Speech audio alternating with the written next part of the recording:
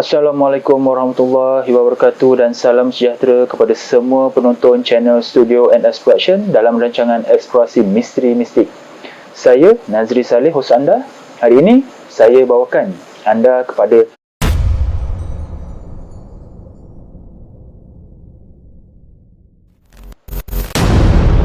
sumber maklumat yang kami perolehi dari kaedah ilmu kebatinan secara Islam, iaitu Al-Haq. Jika anda tidak suka dari sumber tersebut, sila berhenti menonton video dari channel ini. Sebelum saya teruskan video ini, bantu saya dengan tidak skip iklan ketika menonton video di channel ini. Subscribe channel ini kepada yang belum subscribe dan share video ini, semoga ramai yang akan dapat manfaat, dan pastikan anda menonton video ini sampai habis supaya anda faham secara menyeluruh berkenaan sejarah yang ingin disampaikan. Kota Cornwallis adalah kota lama berbentuk bintang 4 bucu yang terletak di timur laut Pulau Pinang. Ia dibina pada tahun 1786 dan dinamakan sempena Gubernur Jeneral India Bengal masa itu, Charles L. Cornwallis. Kubu ini merupakan kubu tertua dan terbesar di Malaysia, berbentuk bintang, menandakan titik permulaan di mana Sir Francis Light dan anak kapalnya dari syarikat British Hindia Timur mendarat di Pulau Pinang. Ia didirikan di padang kota lama Georgetown, Pulau Pinang. Satu ketika dulu, bahagian ini dinamakan Tanjung. Pada awalnya, kubu ini dibina oleh Kapten Francis Light dengan menggunakan kayu nibung tanpa binaan kekal yang meliputi kawasan seluas 416.6 kaki persegi. Pada tahun 1804, kota ini dibina semula dengan batu bata dengan menggunakan tenaga buruh tahanan India semasa perkhidmatan William Farquhar sebagai Gubernur Pulau Pinang. Dalam tempoh ini juga, kubu Eva Musa di Melaka sedang dirobohkan oleh William Farquhar. Oleh itu, berkemungkinan besar kubu Cornwallis ini menggunakan batu bata dari kubu Eva Musa di Melaka, kemudian dibawa ke Pulau Pinang untuk membina kubu Cornwallis ini. Kota Cornwallis siap sepenuhnya pada tahun 1810 semasa perkhidmatan Norman McAllister sebagai Gubernur Pulau Pinang dengan kos sebanyak $80,000 Spanyol. Kubu ini dibina bertujuan bagi mempertahankan kepentingan British dari serangan Perancis ekoran Perang Napoleon di Eropah, menyebabkan pihak British terpaksa mencari sebuah pengkalan baru bagi menyaingi Perancis di Asia Tenggara. Setelah mendapati Pulau Pinang sesuai sebagai pelabuhan baru British, mereka menghantar Francis Light ke Kedah untuk mendapat persetujuan Sultan Mukarram Shah untuk menubuhkan sebuah pengkalan di Pulau Pinang.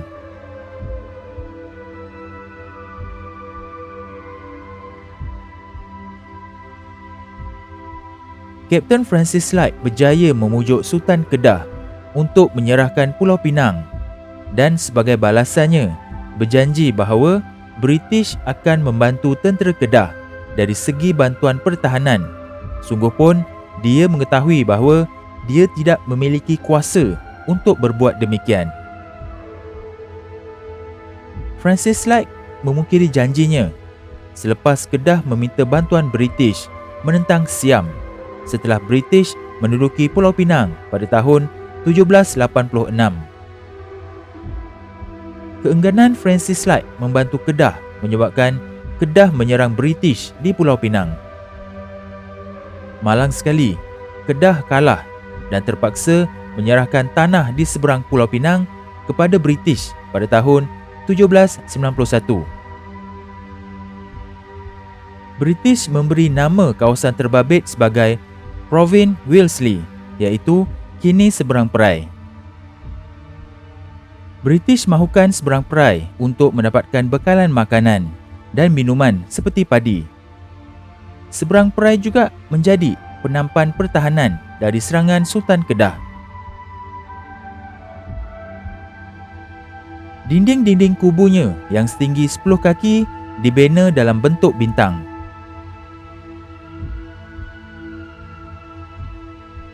Pada hari ini, kubu ini masih kekal struktur tembok batu luar dan di dalamnya masih terdapat beberapa struktur asal termasuk sebuah gereja kecil, sel-sel penjara, bilik tahanan, kawasan storan senjata dan peluru, tiang bendera asal dan kira-kira 17 meriam gangsa lama. Selain itu, terdapat juga patung memorial Francis Light dibina untuk memperingati sikap penjajah British yang suka menjajah menggunakan helah dan tipu daya di tanah Melayu.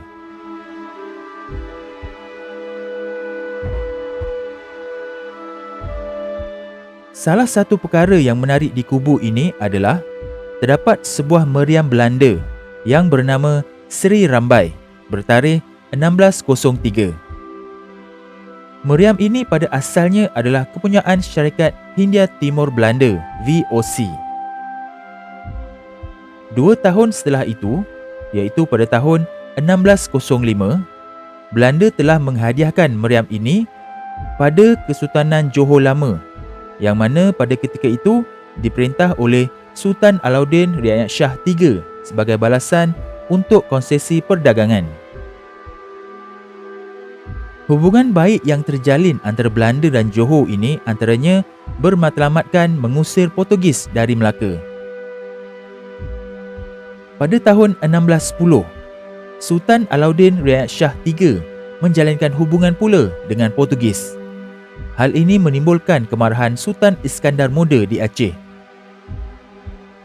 Maka pada tahun 1613, Sultan Iskandar Muda menyerang Johor. Meriam Seri Rambai berjaya dirampas oleh tentera Aceh, lalu dibawa ke Aceh. Meriam ini berada dalam simpanan kerajaan Aceh selama 182 tahun. Pada tahun 1784, berlaku perang antara Belanda dan Selangor disebabkan Belanda berang dengan Sultan Selangor iaitu Sultan Ibrahim kerana baginda membantu bapa saudara baginda iaitu Raja Haji Fisabilillah menentang Belanda. Kubu Bukit Melawati di Kuala Selangor berjaya ditawan Belanda dan Sultan Ibrahim terpaksa berundur ke Pahang.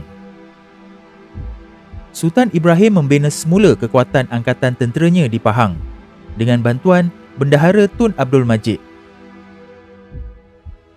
Pada tahun 1785, Sultan Ibrahim menyerang semula Belanda di Kuala Selangor. Ketika dalam proses menyerang Belanda di Selangor, Sultan Ibrahim mendapat bantuan dari Sultan Aceh yang juga berketurunan Bugis iaitu Sultan Alauddin Muhammad Shah. Sultan Aceh telah menghadiahkan meriam Seri Rambai itu kepada Sultan Ibrahim.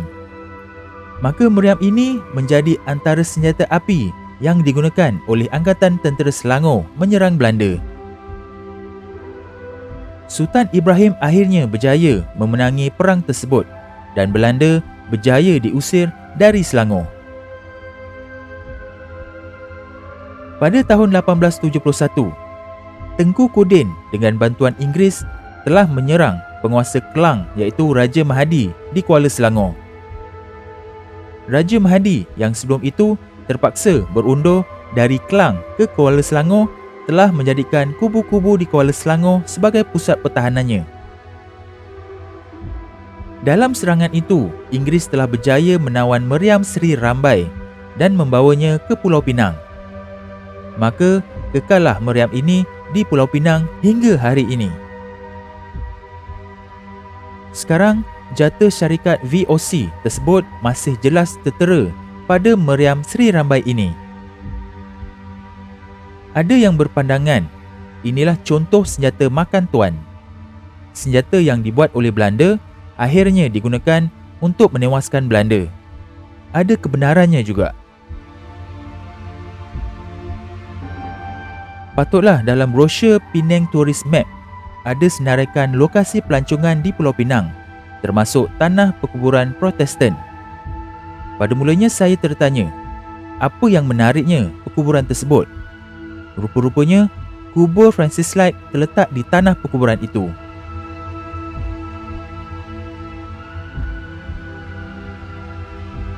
Jadi itu saja video untuk kali ini, diharap dapat memberikan sedikit pendedahan kepada generasi kini dan akan datang, juga memberikan sedikit maklumat kepada pengkaji dan peminat sejarah supaya dapat merungkaikan lagi sejarah ini. Jangan lupa sertai ahli member channel Eksplorasi Misteri Mistik ini dengan klik pada butang join di bawah video ini atau klik link pada ruangan description. Terdapat 4 pilihan peringkat package yang disediakan. Untuk penerangan lanjut, sila klik join sekarang dan anda akan dibawa kepada video penerangan berkenaan package-package tersebut. Anda juga boleh bantu saya dengan membeli baju Eksplorasi Misteri Mistik ini di Shopee untuk saya mengumpul sedikit dana bagi meneruskan rancangan Eksplorasi Misteri Mistik ini. Tanpa sokongan anda sukar untuk saya teruskan program ini. Dapatkan maklumat lanjut berkenaan pembelian pada bahagian description di bawah video ini.